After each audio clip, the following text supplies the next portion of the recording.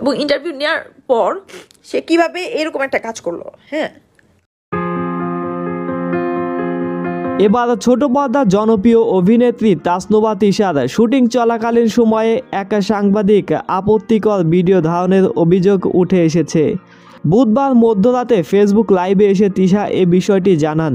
তিনি ফেসবুক লাইভে এসে বলেন, কিছুক্ষণ আগে ফেসবুকে এক ব্যক্তির ছবি পোস্ট করেছি। তিনি নিজেকে সাংবাদিক পরিচয় দেন। গত সপ্তাহে নবাবগঞ্জে আমাদের শুটিং ছিল, সেখানে অনেক সাংবাদিক এসেছিলেন। আমারও আমার সহশিল্পী আদর্শ খানের সাক্ষাৎকার নেন, সেখানে তিনি ছিলেন।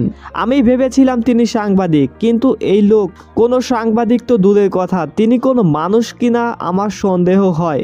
কারণ একটা মানুষ কিভাবে একটা মেয়ের আপত্তিকর ভিডিও ধারণ করে সোশ্যাল মিডিয়ায় আপলোড করতে পারে? তিনি শুধু আমার নয়, তিনি প্রায় সকল অভিনেত্রীর আপত্তিকর ভিডিও ধারণ করে সোশ্যাল মিডিয়ায় আপলোড করেন এবং লুকিয়ে ধারণ করা সেই আপত্তিকর ভিডিওগুলা সে পোস্ট করে তার পেজে। তাসনুভা তিশা আরও বলেন, শুটিং করার জায়গায় আমাদের লেপেল পরার আলাদা জায়গা থাকে না, ফলে খোলা মাঠে আমাদেরকে অনেক সময় লেপেল পরতে হয়। সেদিন আমি সাংবাদিকদের সামনেই লেপেল পরেছিলাম, কিন্তু সাংবাদিক ভাইরা যে এমন কাজ করবে কখনো কল্পনাও করতে পারিনি।